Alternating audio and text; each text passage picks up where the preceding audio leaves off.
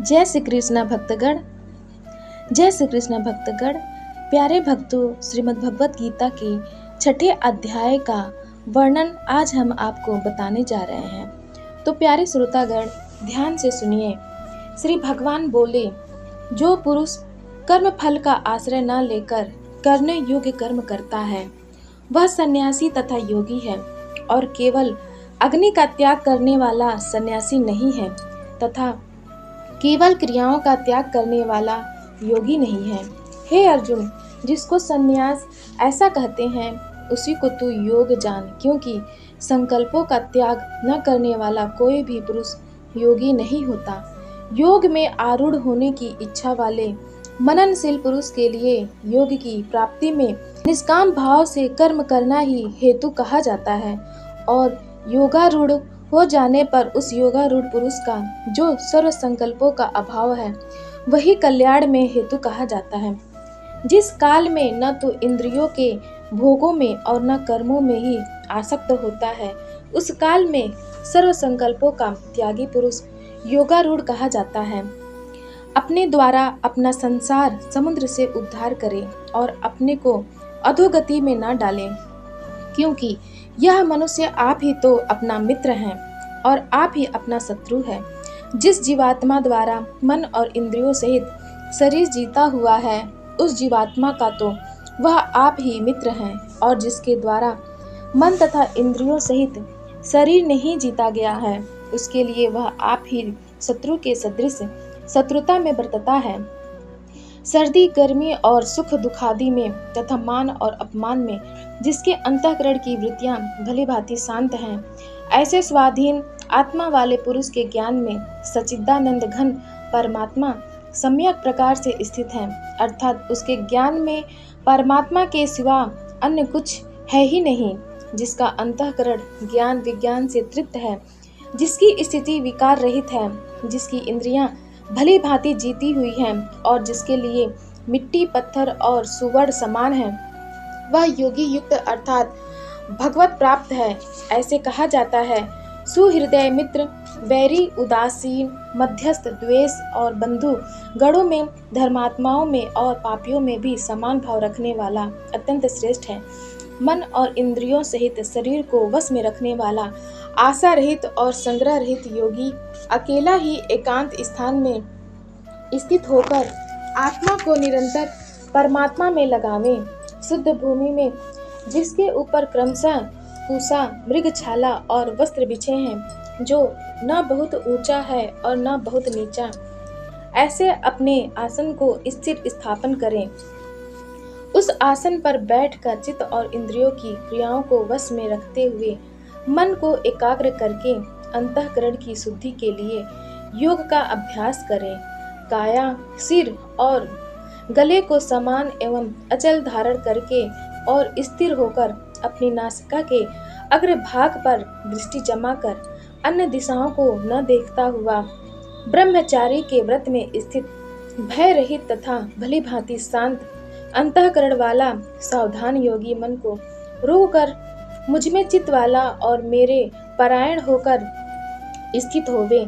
बस में किए हुए मन वाला योगी इस प्रकार आत्मा को निरंतर मुझ परमेश्वर के स्वरूप में लगाता हुआ मुझ में रहने वाली परमानंद की पराकाष्ठा रूप शांति को प्राप्त होता है।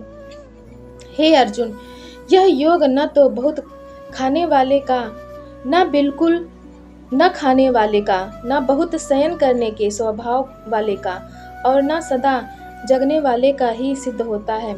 दुखों का नाश करने वाला योग तो यथा योग्य आहार विहार करने वाले का, कर्मों में यथा योग्य चेष्टा करने वाले का और यथा योग्य सोने तथा जागने वाले का ही सिद्ध होता है। अत्यंत वश में किया हुआ चित्त जिस काल में परमात्मा में ही भली भांति स्थित हो जाता है, उस काल में संपूर्ण भोगों से स्पृहा रहित पुरुष योग युक्त है। ऐसा कहा जाता है, जिस प्रकार वायु रहित स्थान में स्थित दीपक चलायमान नहीं होता, वैसे ही उपमा परमात्मा के ध्यान में लगे हुए योगी के जीते हुए चित्त की कही गई है।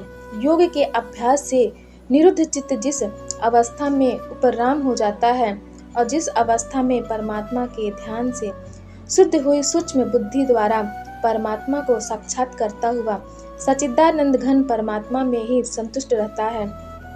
इंद्रियों से अतीत केवल शुद्ध हुई सूक्ष्म बुद्धि द्वारा ग्रहण करने योग्य जो अनंत आनंद है, उसको जिस अवस्था में अनुभव करता है और जिस अवस्था में स्थित यह योगी परमात्मा के स्वरूप से विचलित तो होता ही नहीं, परमात्मा की प्राप्ति रूप जिस लाभ को प्राप्त होकर उससे अधिक दूसरा कुछ भी लाभ नहीं मानता, और परमात्मा प्राप्ति रूप जिस अवस्था में स्थित योगी बड़े भारी दुख से भी चलायमान नहीं होता, जो दुख रूप संसार के संयोग से रहित है तथा जिसका नाम योग है, उसको जानना चाहिए।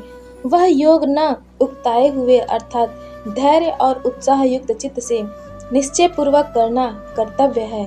संकल्प से उत्पन्न होने वाली संपूर्ण कामनाओं को निःशेष रूप से त्याग कर और मन के द्वारा इंद्रियों के समुदाय को सभी ओर से भली भांति रोककर क्रम से अभ्यास करता हुआ उपरति को प्राप्त हो तथा धैर्य युक्त बुद्धि के द्वारा मन को परमात्मा में स्थित करके परमात्मा के सिवा और कुछ भी चिंतन न करे।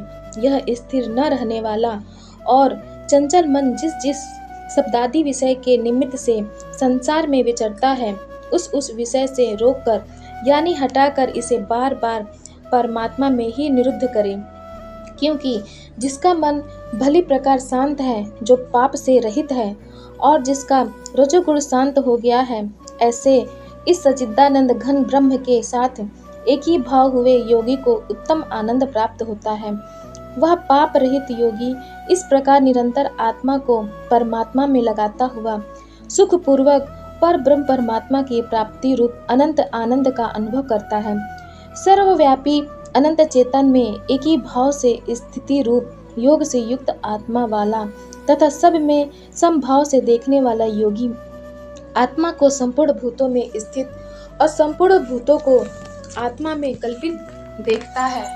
जो पुरुष संपूर्ण भूतों में सबके आत्मरूप मुझ वासुदेव को ही व्यापक देखता है और संपूर्ण भूतों को मुझ वासुदेव के अंतर्गत देखता है, उसके लिए मैं अदृश्य नहीं होता और वह मेरे लिए अदृश्य नहीं होता।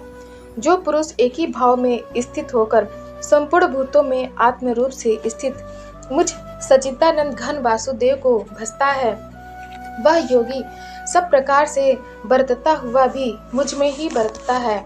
हे अर्जुन, जो योगी अपनी भांति संपूर्ण भूतों में सम देखता है और सुख अथवा दुख को भी सब में सम देखता है, वह योगी परम श्रेष्ठ माना गया है। अर्जुन बोले, हे मधुसूदन, जो यह योग आपने समभाव से कहा है, मन के चंचल होने से मैं इसकी नित्य स्थिति को नहीं देखता हूँ, क्योंकि हे श्री कृष्ण, यह मन बड़ा चंचल प्रमथन स्वभाव वाला बड़ा दृढ़ और बलवान है, इसलिए उसको वश में करना मैं वायु को रोकने की भांति अत्यंत दुष्कर मानता हूँ। श्री भगवान बोले, हे महाबाहो, निसंदेह मन चंचल और कठिनता से वश में होने वाला है, परंतु हे कुंती पुत्र अर्जुन, यह अभ्यास और वैराग्य से वश में होता है। जिसका मन वश में किया हुआ नहीं है, ऐसे पुरुष द्वारा योग दुष्प्राप्य है और वश में किए हुए मन वाले प्रयत्नशील पुरुष द्वारा साधन से उसका प्राप्त होना सहज है, यह मेरा मत है।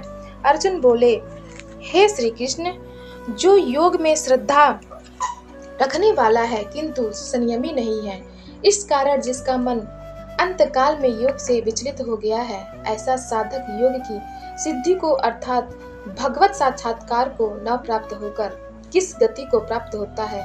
हे महाबाहो, क्या वह भगवत प्राप्ति के मार्ग में मोहित और आश्रय रहित पुरुष छिन्न भिन्न बादल की भांति दोनों ओर से भ्रष्ट होकर नष्ट तो नहीं हो जाता? हे श्री कृष्ण, मेरे इस संशय को संपूर्ण रूप से छेदन करने के लिए आप ही योग्य हैं, क्योंकि आपके सिवा दूसरा इस संशय का छेदन करने वाला मिलना संभव नहीं है। श्री भगवान बोले, हे पार्थ, उस पुरुष का न तो इस लोक में नाश होता है और न परलोक में ही, क्योंकि हे प्यारे, आत्मोद्धार के लिए अर्थात भगवत प्राप्ति के लिए कर्म करने वाला कोई भी मनुष्य दुर्गति को प्राप्त नहीं होता। योग भ्रष्ट पुरुष पुण्यवानों के लोगों को अर्थात स्वर्गवादी उत्तम लोगों को प्राप्त होकर उनमें बहुत वर्षों तक निवास करके फिर शुद्ध आचरण वाले श्रीमान पुरुषों के घर में जन्म लेता है, अथवा वैराग्यवान पुरुष उन लोगों में न जाकर ज्ञानवान योगियों के ही कुल में जन्म लेता है। परंतु इस प्रकार का जो यह जन्म है सो संसार में निसंदेह अत्यंत दुर्लभ है। वहाँ उस पहले शरीर में संग्रह किए हुए बुद्धि संयोग को अर्थात समबुद्धि रूप योग के संस्कारों को अनायास ही प्राप्त हो जाता है और हे कुरुनंदन, उसके प्रभाव से वह फिर परमात्मा की प्राप्ति रूप सिद्धि के लिए पहले से भी बढ़कर प्रयत्न करता है। वह श्रीमानों के घर में जन्म लेने वाला योग भ्रष्ट पराधीन हुआ भी उस पहले के अभ्यास से ही निसंदेह भगवान की ओर आकर्षित किया जाता है तथा समबुद्धि रूप योग का जिज्ञासु भी वेद में कहे हुए सकाम कर्मों के फल को उल्लंघन कर जाता है। परंतु प्रयत्न पूर्वक अभ्यास करने वाला योगी तो पिछले अनेक जन्मों के संस्कार बल से इसी जन्म में संसिद्ध होकर संपूर्ण पापों से रहित हो फिर तत्काल की परम गति को प्राप्त हो जाता है। योगी तपस्वियों से श्रेष्ठ है, शास्त्र ज्ञानियों से भी श्रेष्ठ माना गया है और सकाम कर्म करने वालों से भी योगी श्रेष्ठ है। इससे हे अर्जुन, तू योगी हो। संपूर्ण योगियों में भी जो श्रद्धावान योगी मुझ में लगे हुए अंतरात्मा से मुझको निरंतर भजता है, वह योगी मुझे परम श्रेष्ठ मान्य है। प्रिय श्रोतागण, श्रीमद् भगवत गीता का 7वां अध्याय जानने के लिए आप हमारे चैनल सनातन कथा संग्रह को लाइक करें, शेयर करें और सब्सक्राइब करें। धन्यवाद।